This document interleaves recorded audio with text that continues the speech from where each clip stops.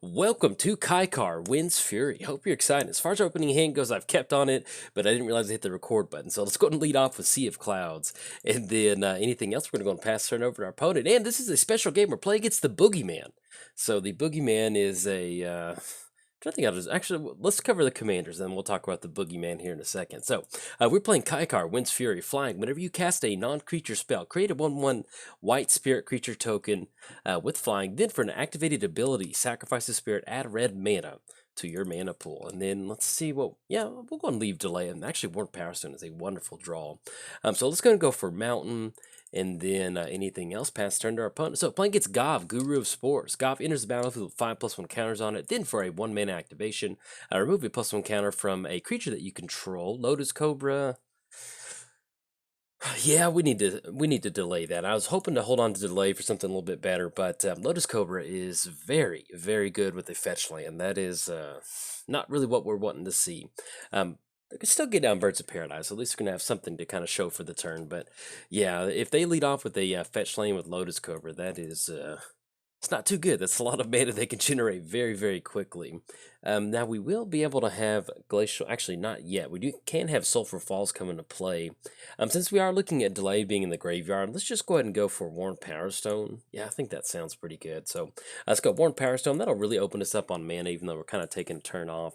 And that'll pass turn over opponent. So 1-mana activation, remove a +1 counter from a creature you control. Create a 1/1 green sapling creature token. Then for a 1-mana activation again, sacrifice a creature, put a +1 counter on target creature.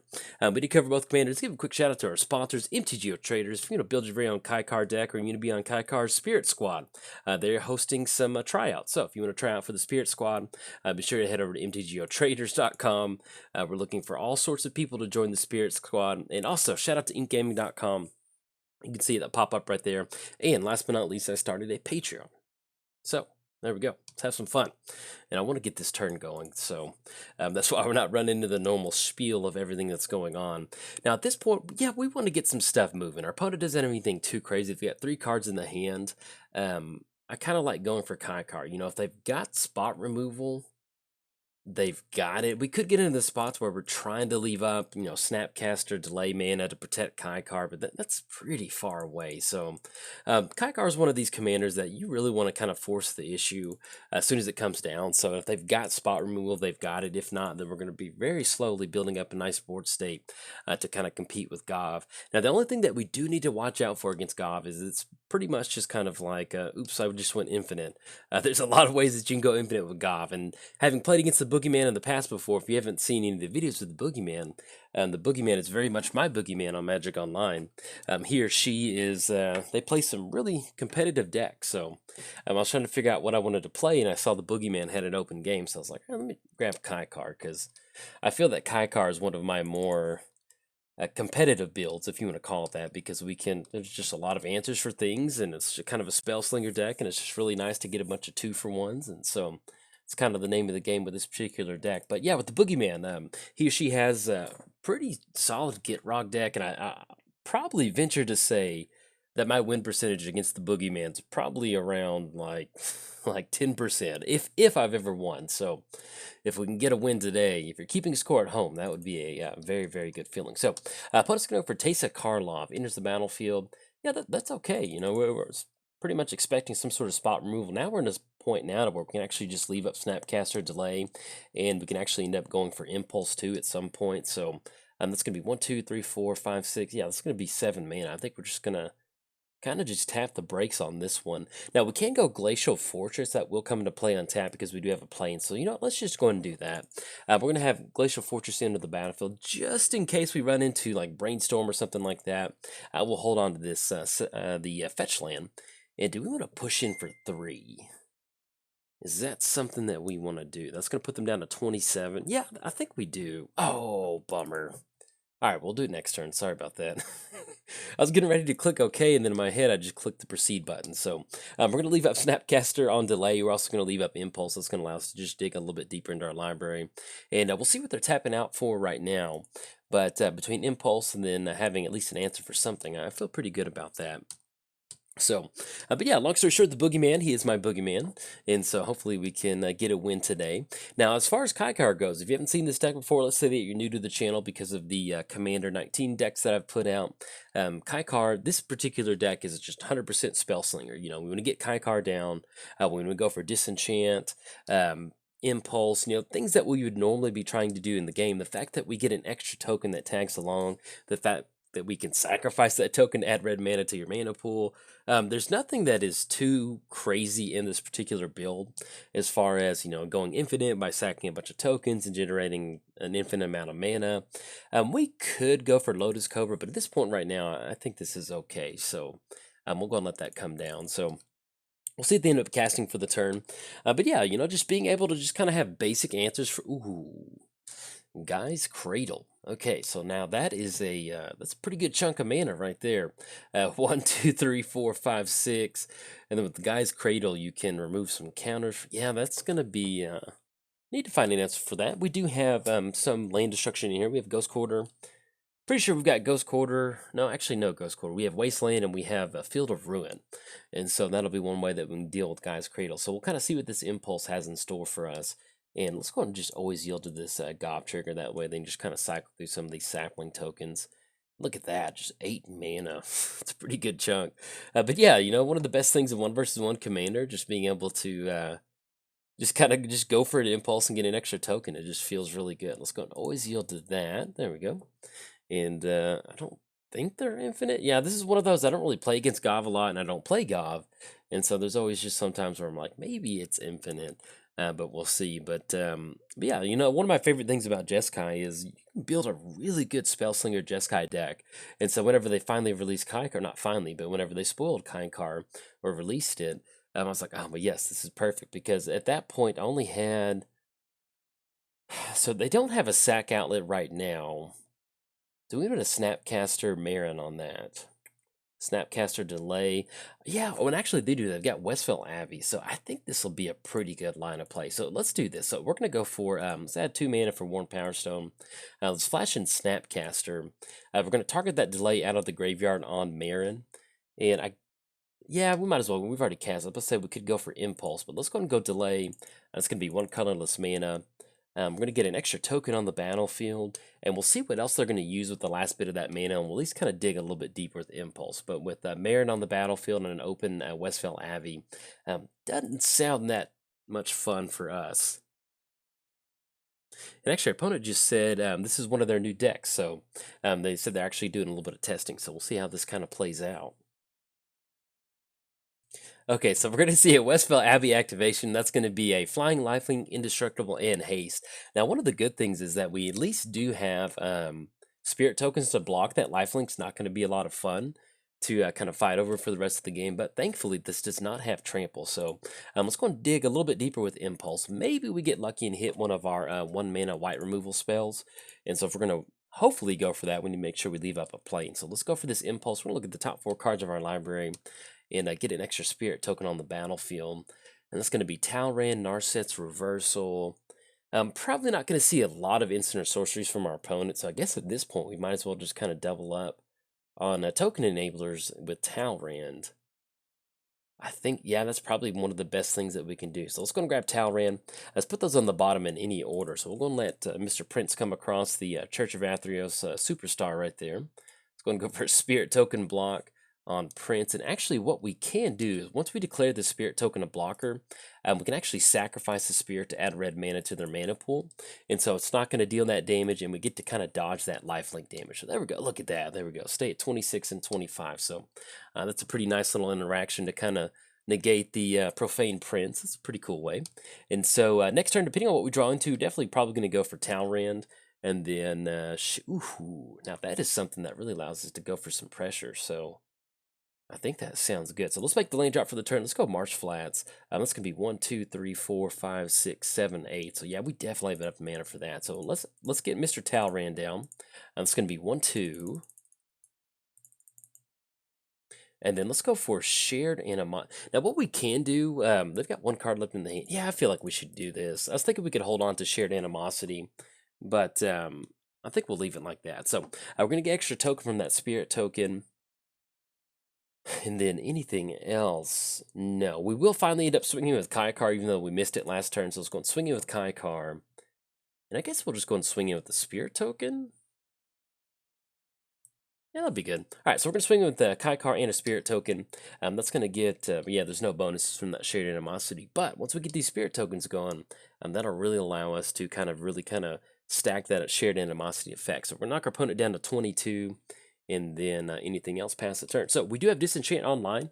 I do want to remind myself by talking in commentary that we can sacrifice the Spirit and crack the Marsh Flats to get that going. So that's something I at least want to say out loud. That way, maybe I don't just kind of pass through it and forget about it.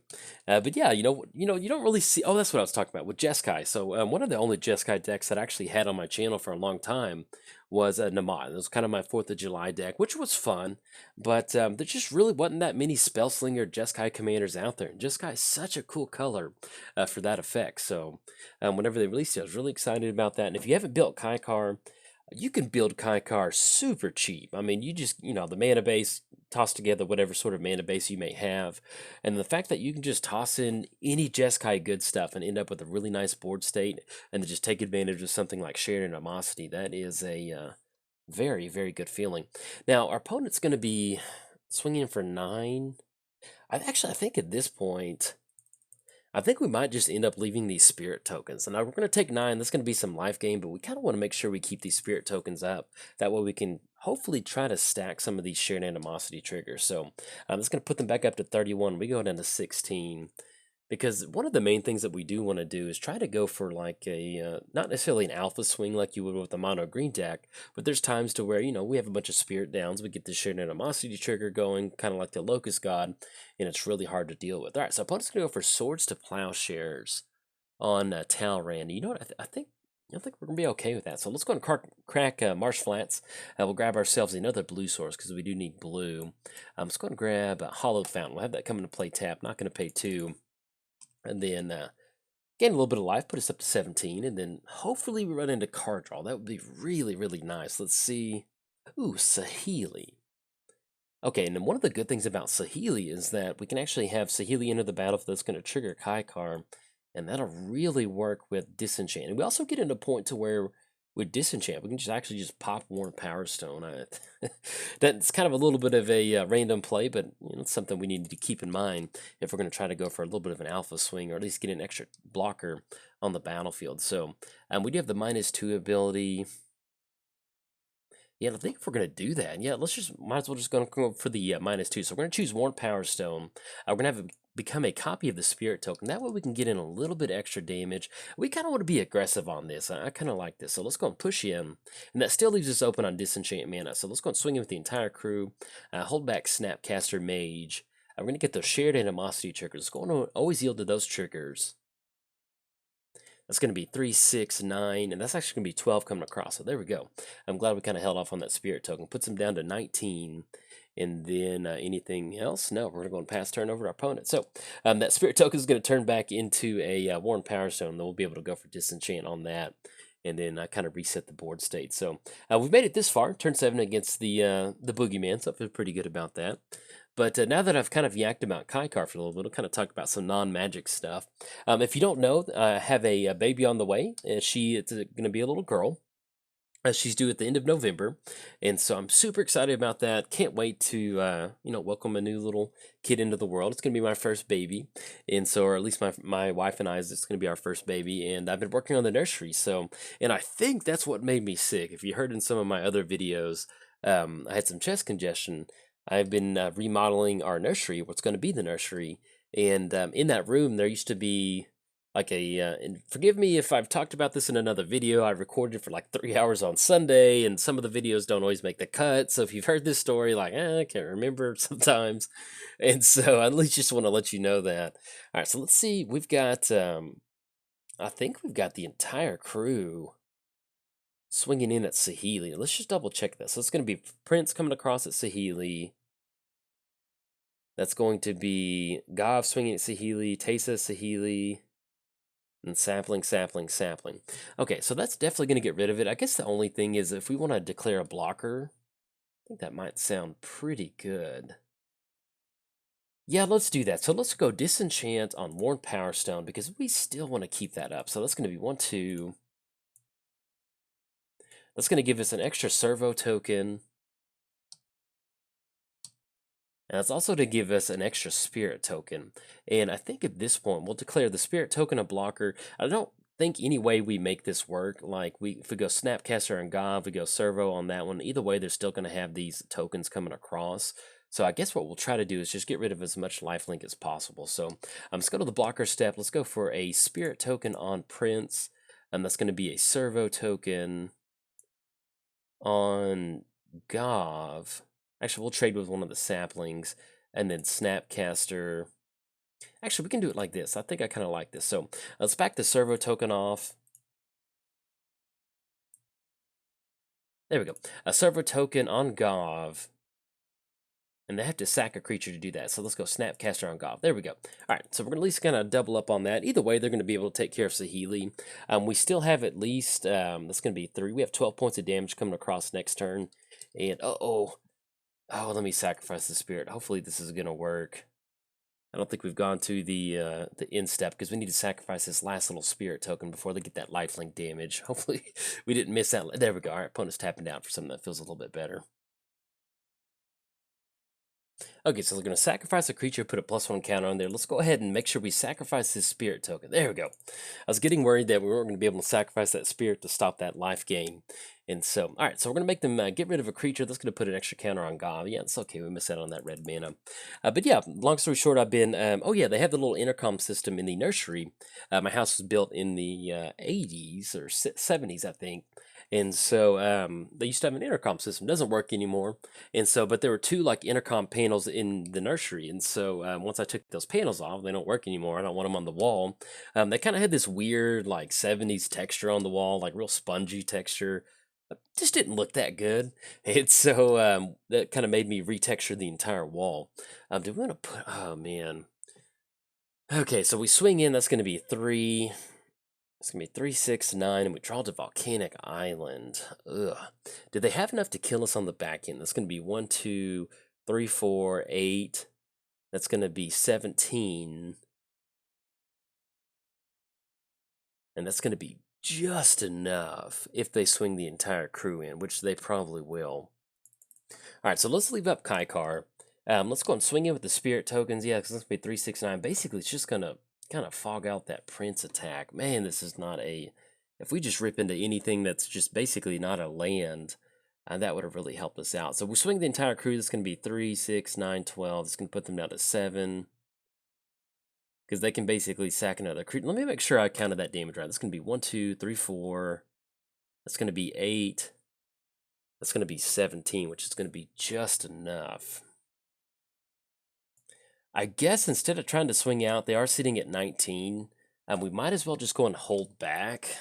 Not super wild about this line of play, but if we swing out, we don't have to get rid of their entire life total.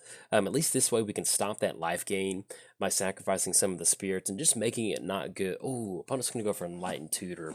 Now, if they end up grabbing Crusade, that might not be too good for us. We'll see what they end up grabbing, but I'll kind of finish what I'm talking about. But yeah, so I've been remodeling the nursery.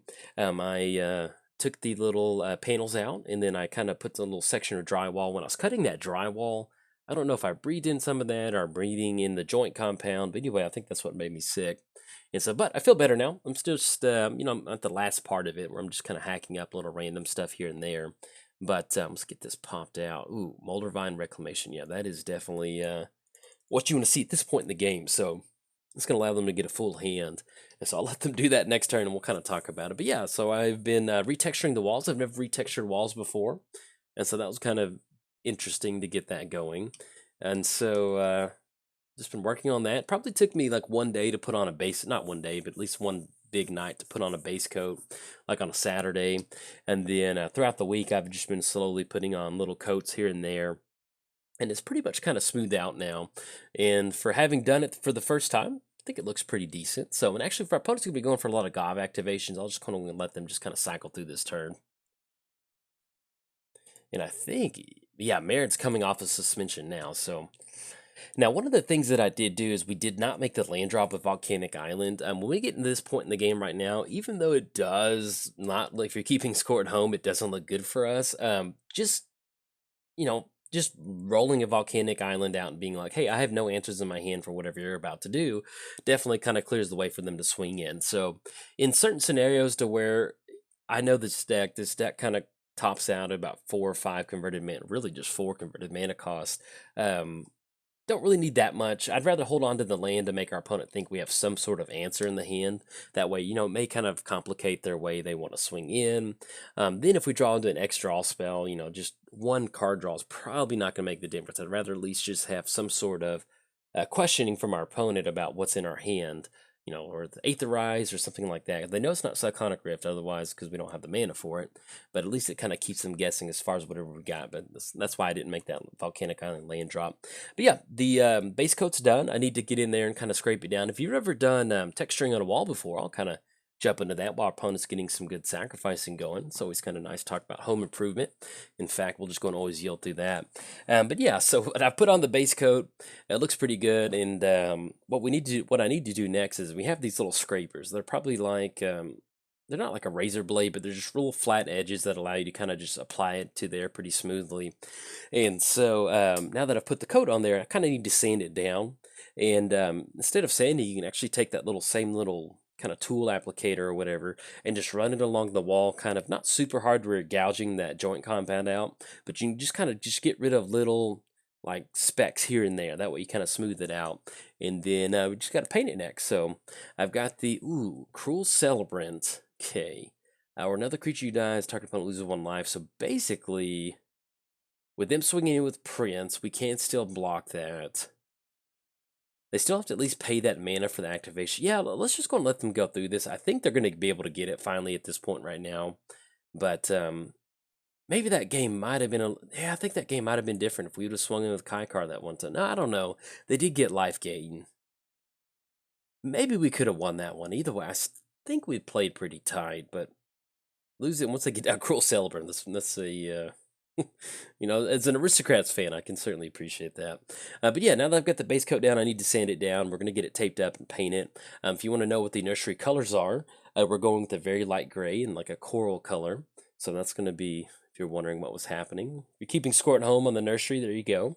And then outside of that, we're going to be putting little, just kind of like flat nature art stuff in there. If you just go to Google, type in flat nature, like vector flat nature art, you kind of see what we're going for. We're going to get some of that stuff in there and then just kind of go from there. So it's getting kind of cool. It's not like, I know my wife's pregnant, but as little days go on and people give us random little t-shirts and stuff like that for the baby or little outfits, it's kind of like, oh yeah, like there's going to be a little baby human that goes into this in this little outfit. Like I play fantasy football with one of my best friends, and so he in my fantasy football league, we've been playing for about 10 years now.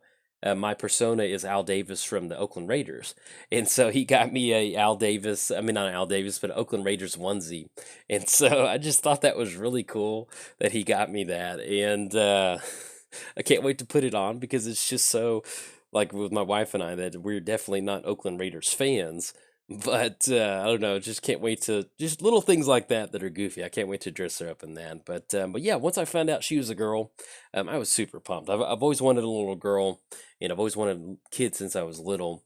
And so whenever we find out it was a little girl, I was just very, very happy. So as far as having more kids in the future, we're definitely going to see what's in store for us.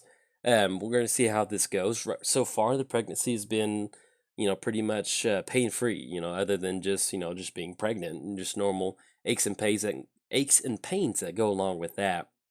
And so, but yeah, as long as things go good, and I think our plan's always to have maybe about 2 kids. But the fact that we got a girl on the first one, that makes me really excited. So if we have a second one, if I have a little boy, awesome. If we have another little girl, and that's just even better. So now we are down to 7 after these aristocrat triggers. Now, if our opponent had a Sack Island, this would be just 100% game over, but you can definitely appreciate what's happening. Seeing this Molder Vine really kind of go off like that makes me want to, makes it, I need to build Ghave. This is definitely one of the, it's like Ghave and Marin. Those are both very high up on my to-do list, and I need to start knocking it out. So that's going to put us down to 5. They go back up to 42. Yeah, let's see. So they swing in with 5. That's going to be 3, 1. If they send Ghave to the graveyard, that's going to put us down to 3 once they remove that last counter. They do have to send Ghave to the graveyard in order to get that last counter. If it goes back to the command zone, they won't get that one. So, all right, so looking to put extra counter on another creature. It's going to be a couple more Cruel Celebrant. There we go. Look at that. And the fact that they're still getting positive life gain from the Molder Vine, and then the Taste of Carl. Oh, that is just that is the stuff that Aristocrat Dreams are made of. So, good game to our opponent. Gonna shout out to them. They're gonna be able to grab it on this one. Maybe this game's a little bit differently if I don't miss that last combat step with Kykar, or maybe we able to do something else in there. But yeah, they're gonna get it on this one because either way, even if we draw into something, see what we rip into for next turn. Yeah, Lightning Greave's not gonna do much. Psychotic Rift is a little bit of an answer, but once they untap, they've got 14 cards in the hand. That is pretty rough for us. Even if we have some sort of board wipe with Taste on the Battlefield, Cruel Celebrant, that's going to allow them to get that one. So, huge shout out to our opponent. Good game. Enjoyed that one. It's always nice to have a good back and forth game match with the Boogeyman. And if you enjoyed the video and you enjoyed Baby Talk, hey, like and subscribe. Thanks. Bye.